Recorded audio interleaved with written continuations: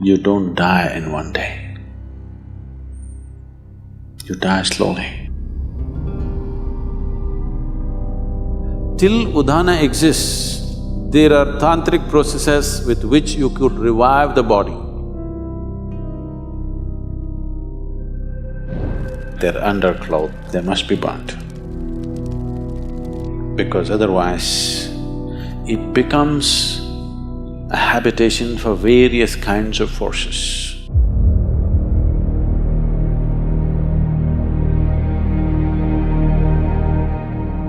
Namaskaram Sadhguru. After my father died, I still have several of his clothes, but I know in some traditions you're not supposed to keep the clothes of the deceased. How should this be handled? When you were born,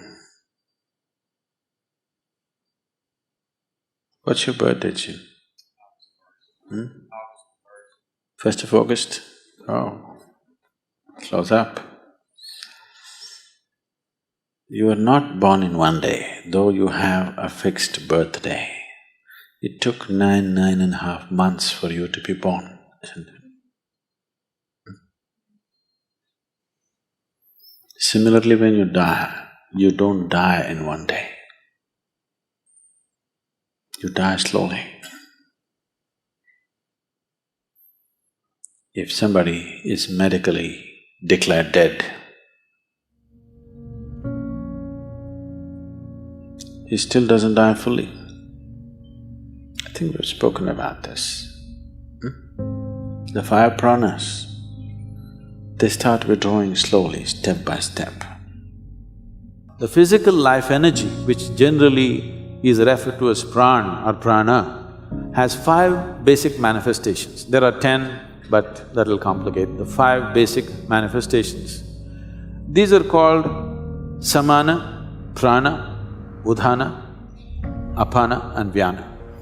Let's say if a doctor is observing and they declare that person at a particular moment that he is dead now. In the next 21 to 24 minutes, samana will start exiting. That means samana is in charge of maintaining temperature in the body. First thing that starts happening is body starts cooling down. The traditional way of checking whether somebody is dead or alive is they'll feel the nose. If the nose has gone cold, that's how they concluded that he's dead. They wouldn't check the eyeballs and other things, they would just check the nose. If nose has become cold, that means he's dead. So samana exits at that time. Somewhere between 48 to 64 minutes, prana exits. After that, between 6 to 12 hours, udhana exits. Till udhana exists, there are tantric processes with which you could revive the body. But once udhana exists, there is a micro chance, but that is an impractical chance, except that it is impossible to revive the body once udhana has exited. The next thing is apana, somewhere between 8 to 18 hours, this exits. The vyana, which is the preservative nature of prana, will start exiting from beyond that. It can continue to exit up to 11 to 14 days if it's a normal death. It happened one day, Shankaran Pillai was rummaging through the closet, and after some time, wife came and asked, "What are you doing?" He said, "No, nothing. I'm not doing anything, nothing." The wife said, "What are you saying, nothing, nothing? I've been watching you. Last half an hour, you're reading our marriage certificate. What's the matter?" Shankaran Pillai said, "I've been looking for the expiry date."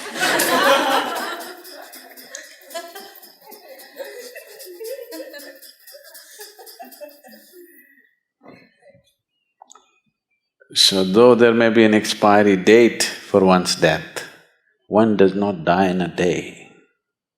It's a slow process.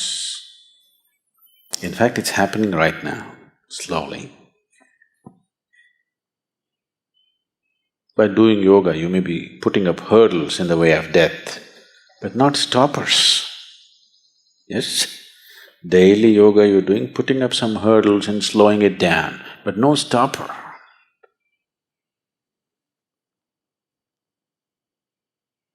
So, today you know that from your old clothing, we can take your DNA. After you're gone, after 100 years later, we can clone you. Yes? Yes or no? You know? So who you are, at least the physicality of who you are, can be picked up from your clothes and we can remake you. At least someone who looks just like you. We can create the body. So you are still there all over the place.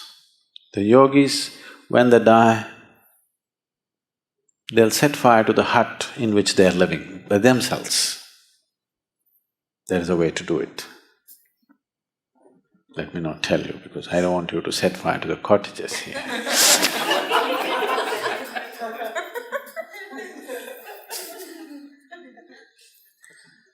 So they always set fire to the hut in which they are living because they don't want even a single molecule of DNA to hang around and live, because in some way your physical body is still hanging around. If they can recreate your body from that, obviously it's hanging around, isn't it? So everything that I have touched, you want to burn. Everything has to be cleared up. It's because of this. This is the one main reason why people want to keep their physical positions so minimal on the spiritual path.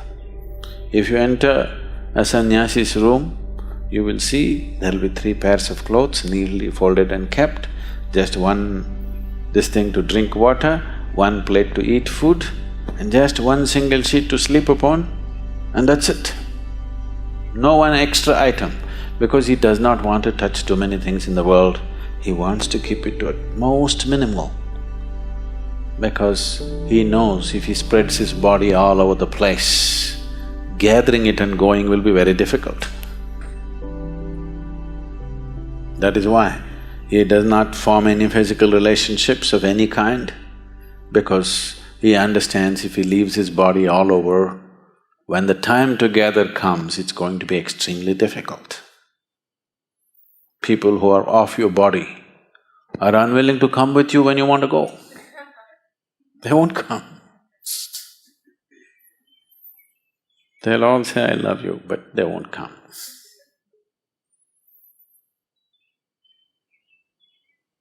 So, when someone dies, depending upon who he is, accordingly these things must be handled. In today's world, when people have gathered enough clothing for 3 lifetimes, enough footwear for 10 lifetimes, burning all that would be sheer waste. And anyway, their way of existence and the way they exit is such, invariably they have to find root in this earth once again. No point burning all that. At least those things which are very closely, intimately involved with the body, like their underclothes and other things, must be burnt. They must be burnt. Because otherwise, that being will not go easy. He will not know, he does not have the discretion to understand whether he should be here or there. He cannot make any decision. There's no decision-making capability because there's no discretion. Once the body is gone, the discretionary mind is gone. So there is no decision, only by tendency. There are too many things here which belong to the body, it just hangs around, particularly in the first few days. So, in one's home, if there are lots of used clothes, which is a problem with the Western world again, because of the type of clothing and the structure of the society, the things are such, you may be wearing a jacket for 6 months and it may not be washed. Yes? You use it and you hang it there. Because it's a cold country and maybe you don't sweat so much, use it and put it there. Such a thing is not possible in India. If you use something, it has to be washed now. The nature of the clothing, the atmosphere and the social structures are such, but that is changing again there also because most people are wearing clothes made in China, not anymore made in India. So, the type of clothing they are using, naturally they use it and hang it, they don't use it and wash it. All these things were taken care of, every aspect was handled, but we are losing it in a big way. Because these clothes are repeatedly used and hung there, you can actually experiment. Well, today the dogs are there. If you bring a police dog, if you put 1,000 jackets here and ask him to point out which is Jim's jacket, he will just go and point out. Yes? Not God, just a dog.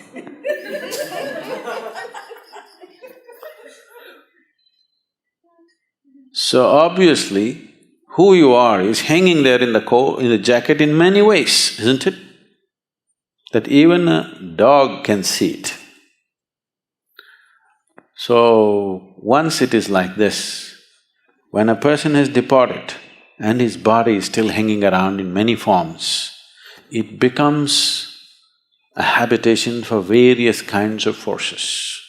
Not only for that person's energies hanging around, for various other kinds of forces. Unoccupied body, your jacket is, in a way, which is not a good way to leave it.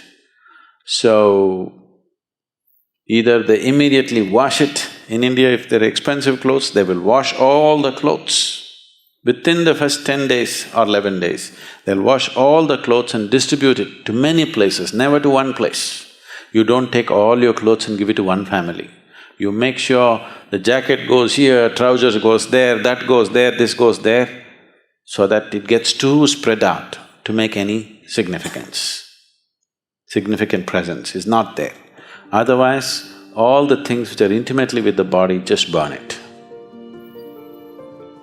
One of these things must be done. Either you must give it away across the 50 states so that the old man does not remain confused as to where to go, or you must just burn it up.